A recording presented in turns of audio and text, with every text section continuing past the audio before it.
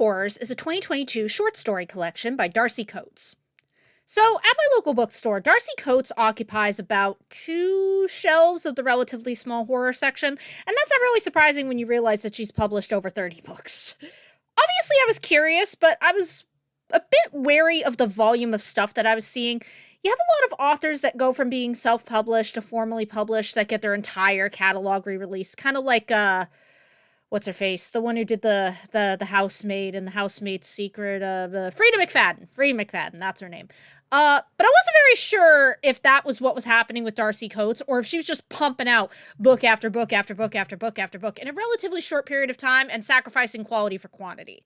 The other thing, too, is that she is Australian, and sometimes that'll happen where an author, a relatively small author in another country, will kind of get big, again, kind of like Frida McFadden. I think she's from the UK, but they maybe get a bit popular in their home country, and then they get popular on the internet, and then it's like, oh, look at that. Suddenly the whole world is aware of them and wants their books, and oh, now they're all being published in the US. Fun.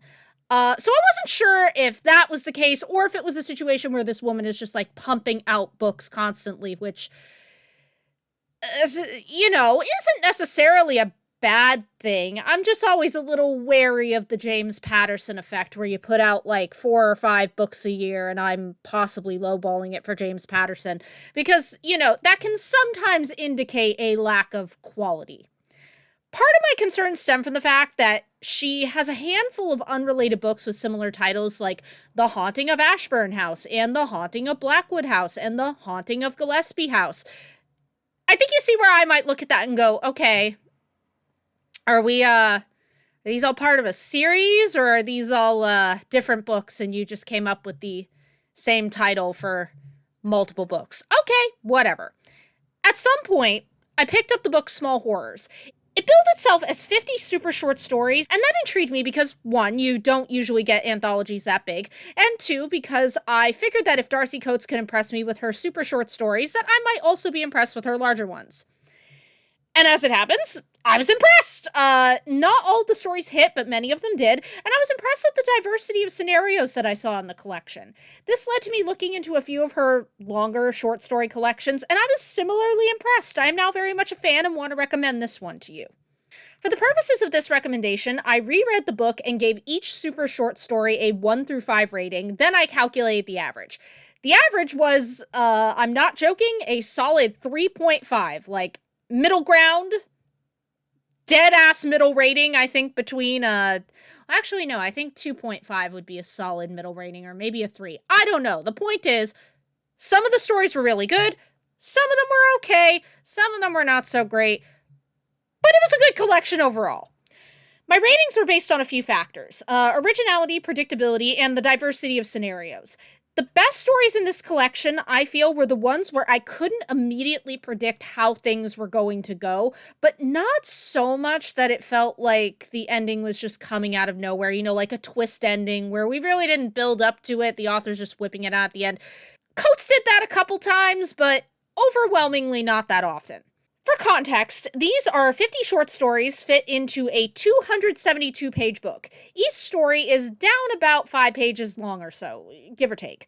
The struggle with super short stories like these ones are that we're short on time. Where an author might ordinarily be a bit more subtle in the build-up to whatever horrifying thing is happening or about to happen, that process has to be truncated for stories this short. So occasionally I could see exactly what direction we were heading in. Sometimes it surprised me, sometimes it went exactly the way I expected and became predictable.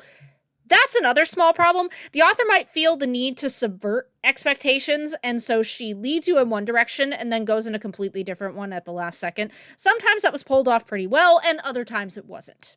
Originality is always a tricky thing to evaluate on, since everything is a little bit inspired by something that came before it. One story in this collection I was kind of torn on was The Sightless.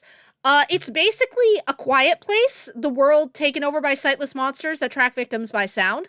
They're a lot more sensitive to sound than the Quiet Place creatures, and the narrator says that they came from beneath the earth, but the concept is the same in execution, basically. I like the story, and I don't want to claim that any similar concept is ripping off A Quiet Place, but the story was so short that it didn't have a chance to develop its own differences from the movie. Once or twice in the collection, a concept was repeated. There were two stories about a crawl space beneath a house, for example. And though they ended up having different endings, again, because they're so short, the stories don't really have a whole lot of room to breathe and develop distinct identities from one another. But the author does come up with a wide range of scenarios. The failure of some of these stories, especially in light of me reading her other works, leads me to believe it's more the fault of the super short story formatting rather than Darcy Coates being a bad writer. With a little more time, the stories I feel weren't so good probably would have done a lot better. I think if they'd had a chance to develop more, they would have hit a lot better. There were several stories that I feel were really good. Red Oak House, Hazard Lights, Red Morning, and especially Skin House were my favorites in the collection. Skin House was probably the most unique of all the concepts in the book, and the ending was perfect. It was really impressive way to finish off what was already a solid setup. There was another story, Growth, that I felt was very good. It's one of the few historical fiction stories in the book, and I felt like it really captured the sense of eeriness and dread.